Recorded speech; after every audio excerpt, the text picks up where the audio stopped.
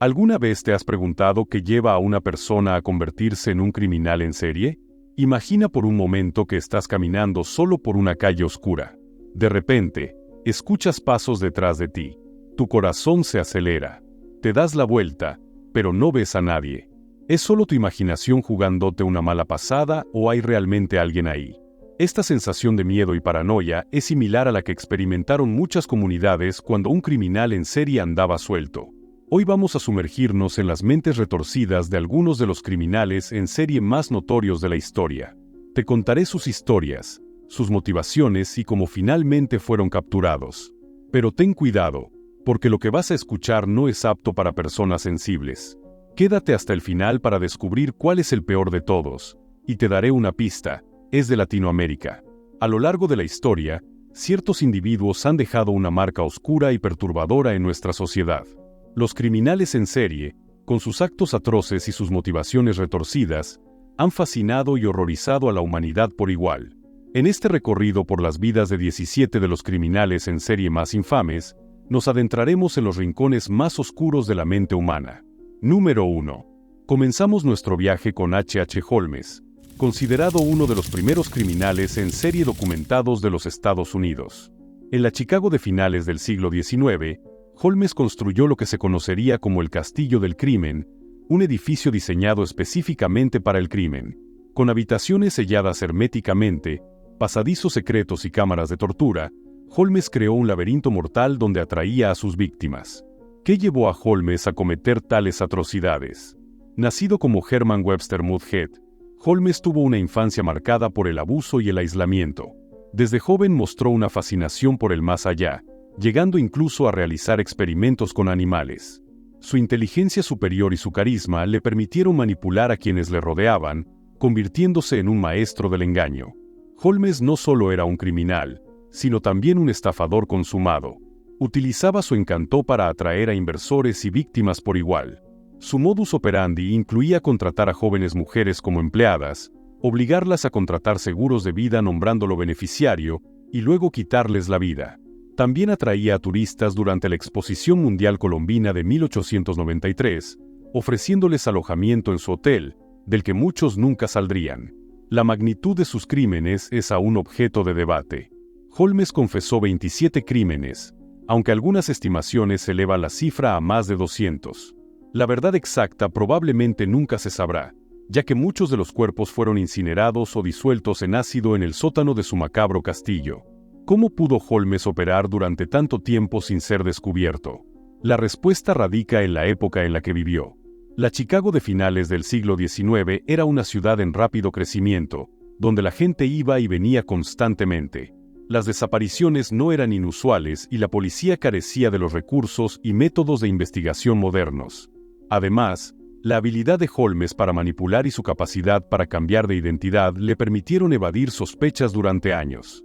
Finalmente, la red de mentiras y engaños de Holmes comenzó a desmoronarse. Fue arrestado en Boston en 1894 por el crimen de su socio Benjamin Pitezel y 3 de los hijos de este. Durante su juicio, los horrores del Castillo del Crimen salieron a la luz, conmocionando a la nación. Holmes fue ejecutado el 7 de mayo de 1896, pero su legado perduró. Su caso marcó un antes y un después en la historia criminal de Estados Unidos, llevando a una mayor conciencia sobre la existencia de criminales en serie y la necesidad de mejorar los métodos de investigación policial. Número 2. Pasemos ahora a otro infame criminal en serie, Patrick Carney, conocido como el verdugo de la autopista. Carney aterrorizó el sur de California durante la década de 1970, dejando tras de sí un rastro de crimen y destrucción. ¿Qué llevó a Carney a convertirse en un criminal? Al igual que muchos criminales en serie, Carney tuvo una infancia problemática. Fue víctima de acoso escolar y desarrolló tendencias violentas desde temprana edad. Su fascinación por el más allá y la necrofilia se manifestó en la adolescencia, sentando las bases para sus futuros crímenes. El modus operandi de Carney era metódico y brutal. Solía acechar a sus víctimas en autopistas y áreas de cruising gay. Una vez que tenía su objetivo, los atraía a su vehículo con la promesa de tener relaciones o sustancias ilícitas. Una vez dentro, Carney les quitaba la vida de un disparo en la frente. Pero sus crímenes no terminaban ahí. Carney llevaba los cuerpos a lugares remotos donde los desmembraba y, en algunos casos, practicaba actos de necrofilia y canibalismo. La policía tardó años en conectar los puntos y darse cuenta de que estaban lidiando con un criminal en serie. La naturaleza de las víctimas de Carney hizo que muchos casos no se investigaran a fondo inicialmente. Además, Carney era extremadamente cuidadoso, lo que dificultaba la obtención de pruebas. ¿Cómo fue finalmente capturado Carney? La suerte del criminal se acabó en 1977 cuando cometió un error crucial. Dejó el cuerpo de una de sus víctimas en una bolsa de basura cerca de una carretera en lugar de deshacerse de él como solía hacer. Este descuido proporcionó a la policía las pistas que necesitaban para rastrear a Carney. Tras su arresto, Carney confesó 21 crímenes, aunque se sospecha que el número real podría ser mucho mayor, posiblemente llegando a 43. Su caso puso de manifiesto las deficiencias en la investigación de personas desaparecidas y la necesidad de prestar más atención a los crímenes contra miembros de la comunidad abierta. Número 3. Continuemos nuestro sombrío recorrido con Charles Cullen, un enfermero que aprovechó su posición de confianza para convertirse en uno de los criminales en serie más prolíficos de la historia médica estadounidense. ¿Cómo pudo un profesional de la salud cometer tales atrocidades? Cullen, al igual que muchos criminales en serie, tuvo una infancia marcada por la tragedia. Perdió a su padre a temprana edad y sufrió acoso escolar. Estos traumas, combinados con problemas de salud mental no tratados, sentaron las bases para sus futuros crímenes. Lo más aterrador del caso de Cullen es cómo logró operar durante tanto tiempo sin ser descubierto. Durante 16 años, trabajó en varios hospitales de Nueva Jersey y Pensilvania, llevando el deceso a pacientes vulnerables. Su método consistía en administrar sobredosis de medicamentos, principalmente digoxina e insulina, a pacientes que estaban bajo su cuidado. ¿Por qué tardaron tanto en detenerlo? La respuesta es compleja. Por un lado, Cullen se aprovechaba de pacientes que ya estaban gravemente enfermos, por lo que muchos crímenes no levantaron sospechas inicialmente. Además, el sistema de salud estadounidense tenía, y sigue teniendo, graves deficiencias en cuanto a la verificación de antecedentes y el seguimiento del personal médico. Cullen también se benefició de lo que se conoce como pasar la basura, una práctica en la que los hospitales, para evitar demandas, permitían que empleados problemáticos renunciaran en lugar de despedirlos, lo que les permitía encontrar trabajo en otras instituciones sin problemas. Cuando finalmente fue arrestado en 2003, Cullen confesó haberle quitado la vida a entre 30 y 40 pacientes, pero las investigaciones posteriores sugieren que el número real podría ser mucho mayor, posiblemente llegando a 400 víctimas. Esta cifra estremecedora lo convertiría en el criminal en serie más prolífico en la historia moderna de Estados Unidos. El caso de Cullen puso de manifiesto graves fallos en el sistema de salud y llevó a cambios significativos en la forma en que los hospitales contratan y supervisan a su personal. También planteó preguntas incómodas sobre la eutanasia y el poder que tienen los profesionales de la salud sobre la vida y el deceso de sus pacientes. Número 4. Pasemos ahora a un caso que conmocionó al Reino Unido. Fred y Rosemary West, un matrimonio cuya aparente normalidad ocultaba una serie de crímenes horrendos. ¿Cómo puede una pareja aparentemente común cometer actos tan atroces? Fred y Rosemary West son un ejemplo perturbador de cómo el abuso y la disfunción pueden perpetuarse y amplificarse en una relación. Ambos habían sufrido abusos en su infancia y al unirse, crearon una dinámica tóxica que culminó en una serie de crímenes brutales. Los West cometieron al menos 12 crímenes entre 1967 y 1987 en Gloucester, Inglaterra. Sus víctimas eran principalmente mujeres jóvenes, incluyendo a una de las hijas de Fred de un matrimonio anterior y a la hija mayor de la pareja. Los crímenes de los West no solo incluían crimen, sino también agresión, tortura y mutilación. Lo más escalofriante del caso de los West es cómo lograron mantener una fachada de normalidad durante tanto tiempo. Vivían en una casa común en un barrio tranquilo, tenían hijos y trabajos normales. Fred incluso era conocido como un hombre amable y servicial en su comunidad. Esta apariencia de normalidad les permitió operar sin levantar sospechas durante años. La casa de los West en el 25 de Cromwell Street se convirtió en el escenario de sus crímenes. Los cuerpos de sus víctimas eran enterrados en el sótano o en el jardín. La casa, que más tarde sería conocida como la Casa de los Horrores, se convirtió en un símbolo del mal que puede ocultarse tras las fachadas más ordinarias. ¿Cómo fueron finalmente descubiertos? La investigación comenzó cuando la hija menor de los West, Louise, confió a un amigo que su padre había estado abusando de ella. Esto llevó a una investigación policial que poco a poco fue desentrañando la red de horrores tejida por la pareja. Fred West fue arrestado en 1994 y se quitó la vida en prisión al año siguiente.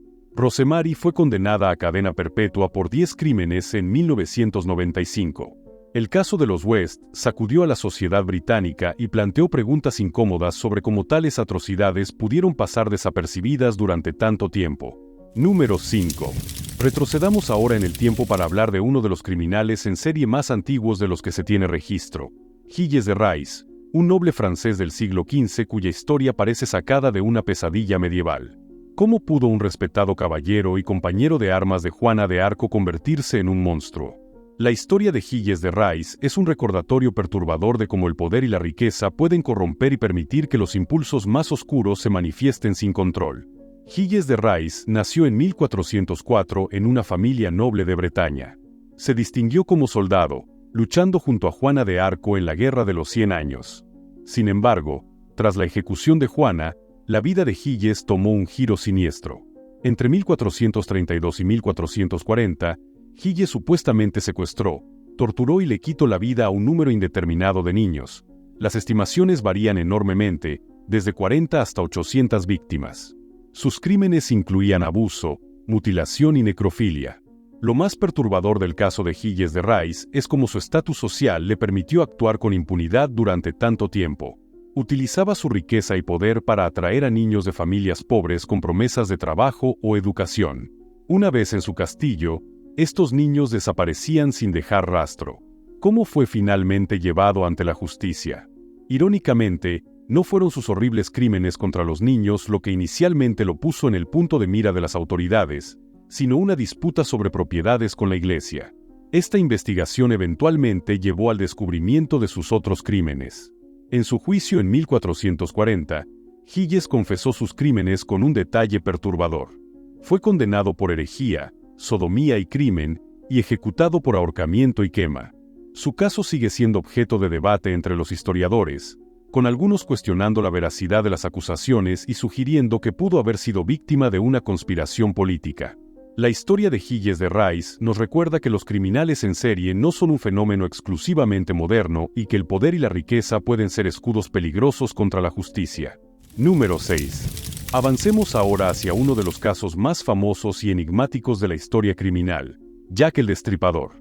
¿Quién era realmente Jack el Destripador y por qué sus crímenes siguen fascinando al público más de un siglo después? En 1888, el East End de Londres se vio sumido en el terror cuando una serie de brutales crímenes de mujeres que trabajaban como acompañantes conmocionó a la ciudad y al mundo entero. Lo que hizo que los crímenes de Jack el Destripador fueran tan notorios fue la brutalidad de los crímenes y la aparente incapacidad de la policía para atrapar al culpable. Las víctimas no solo les quitaba la vida, sino mutiladas de una manera que sugería conocimientos anatómicos, lo que llevó a especular que el criminal podría ser un médico o carnicero. El misterio se intensificó cuando el criminal comenzó a enviar cartas a la prensa y a la policía, burlándose de sus esfuerzos por atraparlo. Fue en una de estas cartas donde se autodenominó Jack el Destripador, un nombre que capturaría la imaginación del público y perduraría en la historia. ¿Por qué nunca fue atrapado Jack el Destripador? La respuesta radica en una combinación de factores. En primer lugar, las técnicas forenses de la época eran primitivas en comparación con los estándares modernos. No existían pruebas de ADN, huellas dactilares o muchas de las herramientas que los investigadores utilizan hoy en día. Además, el área donde ocurrieron los crímenes, Whitechapel, era un barrio pobre y superpoblado, lo que dificultaba la investigación. La identidad de Jack el Destripador ha sido objeto de innumerables teorías y especulaciones a lo largo de los años. Se han propuesto más de 100 sospechosos, desde príncipes reales hasta pintores famosos. Sin embargo, a pesar de los avances en la tecnología forense y los esfuerzos continuos de los investigadores aficionados y profesionales, el caso sigue sin resolverse de manera concluyente. El legado de Jack el Destripador va más allá de sus crímenes. Su caso marcó un antes y un después en la historia de la criminología. Llevó a mejoras en las técnicas de investigación policial y forense, y jugó un papel importante en el nacimiento del periodismo sensacionalista moderno. Además, Ha inspirado innumerables obras de ficción, desde novelas hasta películas y series de televisión, convirtiéndose en un icono cultural del terror urbano. Número 7. Pasemos ahora a otro criminal en serie que aterrorizó a Estados Unidos en la década de 1960, Albert DeSalvo, más conocido como el Estrangulador de Boston. Entre junio de 1962 y enero de 1964, 13 mujeres perdieron la vida en el área de Boston, Massachusetts. Las víctimas tenían edades comprendidas entre los 19 y los 85 años, y todas fueron encontradas estranguladas en sus propios hogares, a menudo con alguna prenda de vestir atada alrededor de sus cuellos en forma de lazo. ¿Qué llevó a DeSalvo a cometer estos terribles crímenes? Como muchos criminales en serie, DeSalvo tuvo una infancia difícil marcada por la pobreza y el abuso. Su padre era alcohólico y violento, y vendió a Albert y a otros de sus hijos como trabajadores cuando eran niños. El modus operandi de DeSalvo era entrar en los apartamentos de mujeres solteras haciéndose pasar por un trabajador de mantenimiento o un agente de la autoridad. Una vez dentro, atacaba a sus víctimas, las agredía sexualmente y las estrangulaba. Lo que hace que el caso de DeSalvo sea particularmente intrigante es la controversia que lo rodea. Aunque confesó ser el estrangulador de Boston, muchos expertos dudan de la veracidad de su confesión. DeSalvo tenía un historial de fabricar historias y buscar atención, y algunos creen que pudo haber confesado los crímenes para obtener fama o dinero. Además, las inconsistencias en los crímenes han llevado a algunos investigadores a sugerir que pudo haber más de un criminal. Las víctimas variaban enormemente en edad y los métodos de crimen no eran completamente consistentes. DeSalvo nunca fue juzgado por los crímenes del estrangulador de Boston. En su lugar, fue condenado por una serie de agresiones sexuales no relacionadas y sentenciado a cadena perpetua. Murió en prisión en 1973, apuñalado por otro recluso. El caso del estrangulador de Boston sigue siendo objeto de debate y especulación. En 2013, las autoridades anunciaron que el ADN vinculaba a DeSalvo con el último de los crímenes, pero muchos siguen cuestionando si realmente fue responsable de todos los crímenes. Número 8. Continuemos nuestro recorrido con uno de los criminales en serie más perturbadores de la historia americana, Ed Gein, conocido como el carnicero de Plainfield. ¿Qué llevó a este hombre aparentemente tranquilo a cometer actos tan horrendos que inspirarían algunas de las películas de terror más icónicas de todos los tiempos? La historia de Ed Gein es un estudio de cómo el aislamiento, el abuso y una relación maternal disfuncional pueden crear a un monstruo. Gein creció en una granja aislada en Wisconsin con una madre dominante y religiosa que le enseñó que el mundo exterior era malvado y que todas las mujeres, excepto ella, eran instrumentos del diablo. Tras la pérdida de su madre, Gein quedó solo y comenzó a desarrollar una fascinación enfermiza por la anatomía femenina y el más allá. Entre 1947 y 1957, Gein no solo le quitó la vida a 2 mujeres, sino que también profanó numerosas tumbas. En su casa, la policía encontró una colección macabra de objetos hechos con partes de cuerpos humanos, incluyendo máscaras de piel, lámparas hechas con cráneos y muebles tapizados con piel humana.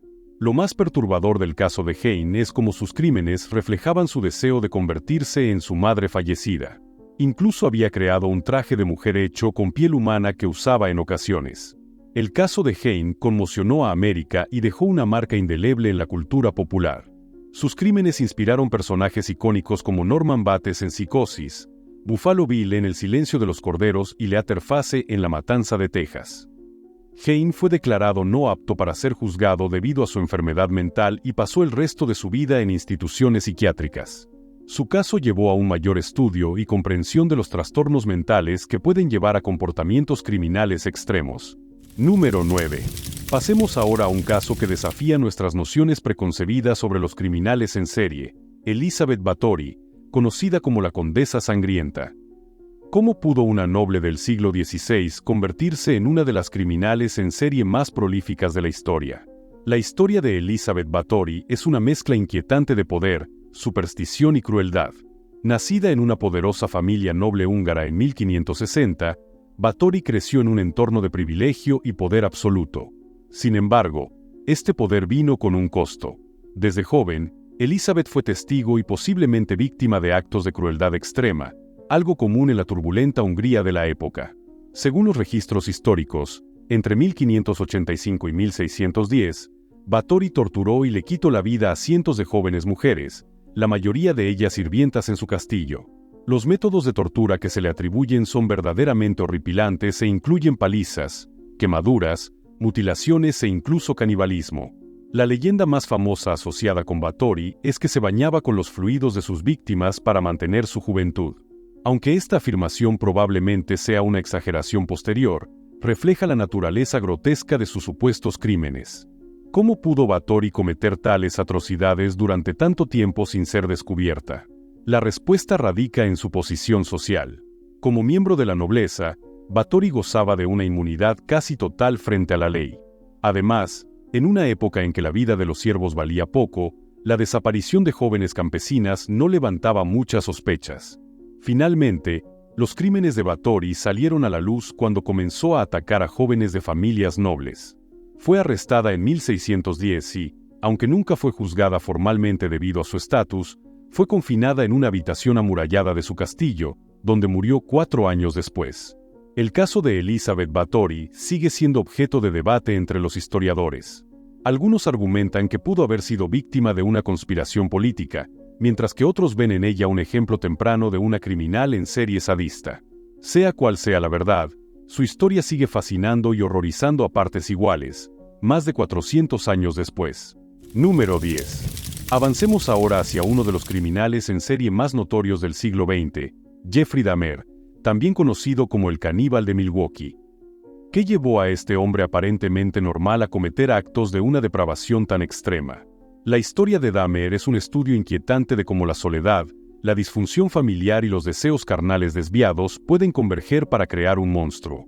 Entre 1978 y 1991, Dahmer le quitó la vida a 17 hombres y niños en el área de Milwaukee, Wisconsin. Sus crímenes incluyeron necrofilia, canibalismo y la preservación de partes de cuerpos. Lo que hace que el caso de Dahmer sea particularmente perturbador es cómo logró pasar desapercibido durante tanto tiempo, a pesar de varios encuentros con la ley. En una ocasión, incluso convenció a la policía de que devolviera su apartamento a una de sus víctimas, un joven desorientado y drogado que había logrado escapar, argumentando que era su pareja adulta en una disputa doméstica. El modus operandi de Dahmer era atraer a hombres jóvenes, generalmente de minorías raciales, a su apartamento con promesas de dinero o un encuentro ocasional. Una vez allí, los sedaba, los estrangulaba y luego realizaba actos de necrofilia antes de desmembrar los cuerpos. A menudo guardaba recuerdos de sus víctimas, incluyendo cráneos y genitales. ¿Cómo fue finalmente capturado Dahmer? Su suerte se acabó en julio de 1991 cuando una de sus víctimas potenciales, Tracy Edwards, logró escapar y llevó a la policía al apartamento de Dahmer. Lo que encontraron allí fue una escena de pesadilla que incluso conmocionó a los oficiales más experimentados. El juicio de Dahmer captó la atención nacional e internacional. A pesar de declararse no culpable por razón de locura, fue declarado legalmente cuerdo y condenado a 15 cadenas perpetuas consecutivas. Murió en prisión en 1994, golpeado hasta perder la vida por otro recluso. El caso de Dahmer planteó preguntas incómodas sobre la homofobia y el racismo en la aplicación de la ley, ya que muchas de sus víctimas eran hombres de color cuyas desapariciones no fueron investigadas a fondo. También llevó a un mayor escrutinio de cómo la sociedad trata a las personas con trastornos mentales y deseos carnales desviados. Número 11. Pasemos ahora a un caso que desafía nuestras percepciones sobre los criminales en serie, Joanna Dennehy, una de las pocas mujeres criminales en serie conocidas en la historia reciente del Reino Unido. ¿Qué lleva a una mujer, tradicionalmente vista como cuidadora y nutridora, a cometer actos de violencia tan extremos? El caso de Dennehy es un recordatorio inquietante de que la capacidad para la violencia no conoce género. En 2013, Dennehy le quitó la vida a 3 hombres en Peterborough, Inglaterra, e intentó acabar con otros 2. Lo que hace que su caso sea particularmente notable es la aparente falta de motivo más allá del puro placer de quitarle la vida a alguien. Dennehy declaró a la policía que había cometido los crímenes porque era divertido. El modus operandi de Dennehy era atraer a sus víctimas, generalmente hombres vulnerables, con promesas de amistad o sustancias ilícitas. Luego los hería con un arma blanca repetidamente y abandonaba sus cuerpos en zanjas. Su comportamiento después de los crímenes era igualmente perturbador. Se jactaba de sus crímenes e incluso posaba para selfies sonrientes con el cuchillo que había usado para acabar con ellos. ¿Qué llevó a Dennehy a convertirse en una criminal? Como muchos criminales en serie, tuvo una infancia problemática marcada por el abuso de sustancias y alcohol desde temprana edad. También se le diagnosticó un trastorno de personalidad antisocial y psicopatía. Sin embargo, estos factores por sí solos no explican completamente sus acciones. El caso de Dennehy desafió muchos de los estereotipos sobre los criminales en serie. No solo era mujer, sino que también era madre de 2 hijos. Su brutalidad y falta de remordimiento conmocionaron incluso a criminólogos experimentados. Dennehy se declaró culpable de los 3 crímenes, convirtiéndose en solo la tercera mujer en la historia del Reino Unido en recibir una sentencia de cadena perpetua sin posibilidad de libertad condicional.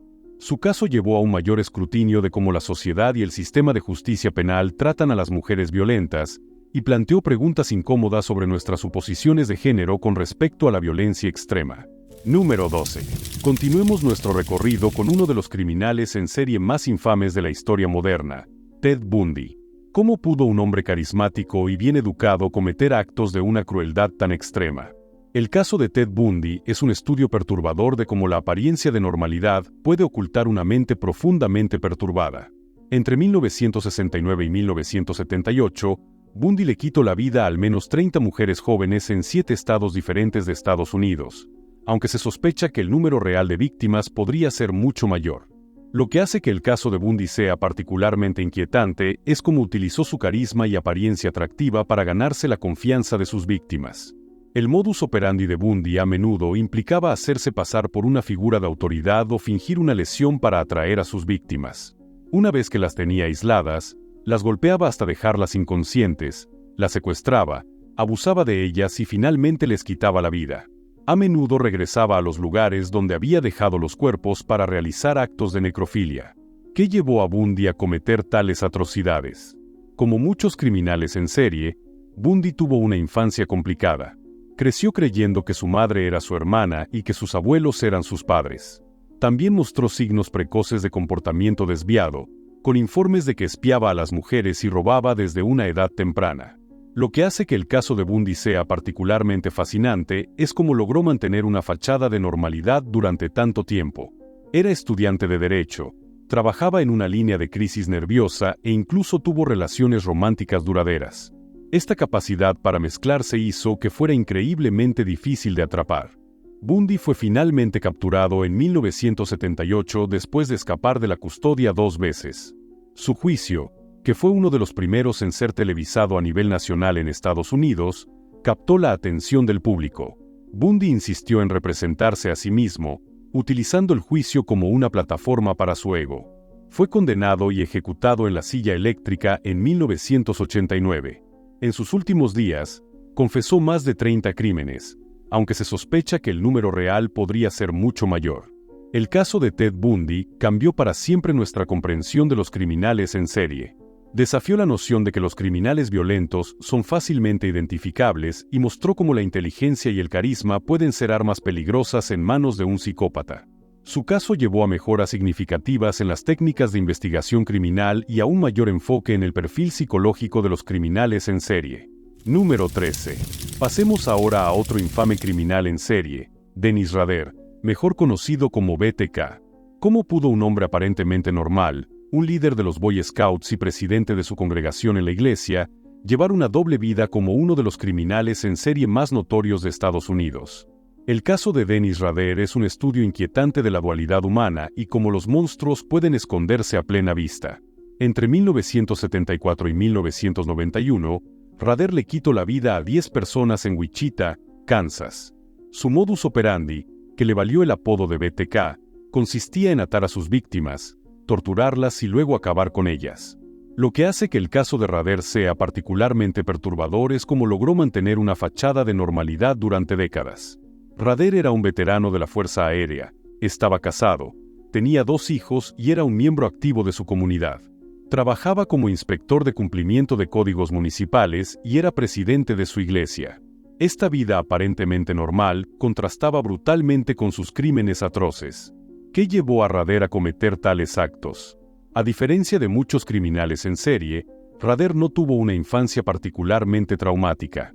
Sin embargo, desde joven desarrolló fantasías violentas y un deseo de control y poder sobre los demás. Lo que hace que el caso de BTK sea único es cómo Rader buscaba atención y notoriedad. Enviaba cartas a la policía y a los medios de comunicación, burlándose de sus esfuerzos por atraparlo. Esta necesidad de reconocimiento finalmente llevó a su captura en 2005, cuando una carta que envió pudo ser rastreada hasta una computadora de su iglesia. El arresto de Rader conmocionó a su comunidad. Nadie, ni siquiera su esposa e hijos, sospechaba que este hombre aparentemente normal pudiera ser responsable de crímenes tan horrendos. Su caso llevó a un mayor escrutinio de cómo los criminales en serie pueden integrarse en la sociedad y mantenerse sin ser detectados durante largos periodos. Rader se declaró culpable de 10 cargos en primer grado y fue sentenciado a 10 cadenas perpetuas consecutivas. Su caso sigue siendo objeto de estudio para criminólogos y psicólogos, tratando de entender cómo alguien puede llevar una doble vida tan extrema. Número 14. Continuemos nuestro recorrido con uno de los casos más infames de la historia criminal brasileña, Pedro Rodríguez Filho, conocido como Pedrinho Matador. Cómo un joven de un barrio pobre de Sao Paulo se convirtió en uno de los criminales en serie más prolíficos de Brasil. La historia de Pedro Rodríguez Filho es un estudio perturbador de cómo la violencia puede engendrar más violencia. Nacido en 1954 en una familia pobre y abusiva, Filho cometió su primer crimen a los 14 años, quitándole la vida al vicealcalde de su pueblo por despedir a su padre. Este acto marcó el inicio de una carrera criminal que duraría décadas. Lo que hace que el caso de Filho sea particularmente notable es su código moral retorcido. A diferencia de muchos criminales en serie que atacan a víctimas inocentes, Filho se enfocaba principalmente en otros criminales. Afirmaba que su misión era limpiar las calles de delincuentes, violadores y criminales. Durante su adolescencia y edad adulta temprana, Filho se embarcó en una ola de crímenes, principalmente contra traficantes de estupefacientes y otros criminales. Incluso acabó con su propio padre en la cárcel después de descubrir que éste había quitado la vida a su madre. ¿Cómo logró Filho evadir a la justicia durante tanto tiempo? En parte, se debió a la naturaleza de sus víctimas. Muchas de ellas eran criminales cuyos crímenes no generaban mucha simpatía o atención policial. Además, en el Brasil de las décadas de 1970 y 1980, la violencia en las favelas y áreas pobres a menudo no se investigaba a fondo. Filho fue finalmente arrestado en 1973 y condenado por el crimen de al menos 71 personas, aunque la afirma más de 100. Pasó la mayor parte de su vida adulta en prisión, donde continuó su ola de violencia, acabando con al menos 47 compañeros de prisión. Lo más sorprendente del caso de Filho es lo que sucedió después de su liberación en 2007, después de cumplir 34 años de prisión. En lugar de volver a una vida de crimen, se convirtió en una especie de celebridad en Brasil. Comenzó un canal de YouTube donde hablaba sobre sus experiencias y advertía a los jóvenes contra una vida de crimen. El caso de Pedro Rodríguez Filho plantea preguntas incómodas sobre la justicia, la rehabilitación y cómo la sociedad trata a aquellos que han cometido crímenes atroces. También ilustra cómo la violencia puede ser un ciclo que se perpetúa a sí mismo, a menos que se intervenga. Número 15. Pasemos ahora a uno de los casos más infames de la historia criminal estadounidense, Richard Ramírez, conocido como el acosador nocturno. Cómo un joven del Paso, Texas, se convirtió en uno de los criminales en serie más temidos de California. La historia de Richard Ramírez es un estudio perturbador de cómo la exposición temprana a la violencia y las influencias negativas pueden crear un monstruo. Entre 1984 y 1985, Ramírez aterrorizó el área de Los Ángeles con una serie de brutales ataques nocturnos. Lo que hace que el caso de Ramírez sea particularmente aterrador es la naturaleza aparentemente aleatoria de sus crímenes y su brutalidad extrema. El modus operandi de Ramírez consistía en entrar a las casas de sus víctimas por la noche, a menudo a través de ventanas abiertas o puertas sin cerrar. Una vez dentro, atacaba a los ocupantes, cometiendo crimen, violación y, en algunos casos, actos de sadismo y satanismo. ¿Qué llevó a Ramírez a cometer tales atrocidades? Como muchos criminales en serie, Ramírez tuvo una infancia difícil. Fue testigo de violencia doméstica desde una edad temprana y fue fuertemente influenciado por un primo mayor que era un veterano de Vietnam y que le contaba historias gráficas sobre abusar y quitarle la vida a mujeres durante la guerra. Lo que hace que el caso de Ramírez sea único es su abrazo abierto del satanismo y lo sobrenatural. A menudo dejaba símbolos satánicos en las escenas del crimen y obligaba a sus víctimas a jurar por Satanás. Esta dimensión ocultista añadió un nivel adicional de terror a sus crímenes. Ramírez fue finalmente capturado en agosto de 1985 gracias a un esfuerzo coordinado de la policía y la comunidad. Una foto suya fue publicada en los medios de comunicación, lo que llevó a que fuera reconocido y perseguido por residentes de East Los Ángeles hasta que fue detenido. El juicio de Ramírez fue uno de los más largos y costosos en la historia de California. Fue condenado por 13 crímenes, 11 agresiones sexuales y 14 robos. Recibió 19 sentencias consecutivas. Lo más perturbador del caso de Ramírez fue su comportamiento durante y después del juicio. Lejos de mostrar remordimiento, parecía disfrutar de su notoriedad, haciendo declaraciones provocativas y dibujando pentagramas en su celda. El caso de Richard Ramírez cambió para siempre la percepción de seguridad en los suburbios de California. Llevó a un aumento en las medidas de seguridad doméstica y a un mayor escrutinio de cómo los medios de comunicación cubren a los criminales en serie, dado que algunos argumentaron que la cobertura sensacionalista solo alimentaba el ego de Ramírez. Número 16. Continuemos nuestro sombrío recorrido con Gary Ridgway, conocido como el criminal de Green River, uno de los criminales en serie más prolíficos en la historia de Estados Unidos. ¿Cómo pudo un hombre aparentemente común cometer tantos crímenes sin ser detectado durante tanto tiempo? El caso de Gary Ridgway es un estudio perturbador de cómo los prejuicios sociales y las deficiencias en la aplicación de la ley pueden permitir que un criminal opere impunemente durante décadas. Entre principios de la década de 1980 y 1998, Ridgway le quitó la vida al menos a 48 mujeres en el área de Seattle, Washington, aunque él afirma que el número real podría ser cercano a 71. La mayoría de sus víctimas eran mujeres que vendían su cuerpo, o mujeres jóvenes en situaciones vulnerables.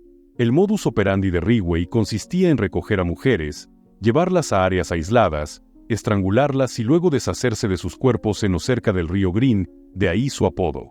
A menudo regresaba a los cuerpos para realizar actos de necrofilia. ¿Qué llevó a Ridgway a cometer tales atrocidades? Como muchos criminales en serie, Ridgway tuvo una infancia problemática, marcada por una relación disfuncional con su madre y problemas de autoestima. Desarrolló una profunda misoginia y un odio particular hacia las mujeres que vendían su cuerpo. Lo que hace que el caso de Ridgway sea particularmente perturbador es cómo logró evadir la captura durante tanto tiempo. Parte de esto se debió a su capacidad para mantener una apariencia de normalidad. Estaba casado, tenía un trabajo estable y era considerado un vecino amigable. Además, la naturaleza de sus víctimas, mujeres marginadas por la sociedad, significaba que muchas de las desapariciones no se investigaban a fondo. Ridgway fue finalmente arrestado en 2001 gracias a los avances en la tecnología de ADN. Se declaró culpable de 48 cargos de crimen en primer grado para evitar la pena capital y fue sentenciado a 48 cadenas perpetuas consecutivas sin posibilidad de libertad condicional. El caso de Gary Ridgway llevó a un examen profundo de cómo la sociedad y las fuerzas del orden tratan los casos de personas desaparecidas, especialmente cuando las víctimas son de grupos marginados. También destacó la importancia de los avances tecnológicos en la resolución de casos fríos. Número 17. Finalmente, concluyamos nuestro recorrido con uno de los criminales en serie más notorios de Sudamérica, Luis Garavito, conocido como la Bestia o el Monstruo de los Andes. ¿Cómo pudo un hombre cometer tantos crímenes atroces contra niños y evadir la captura durante tanto tiempo?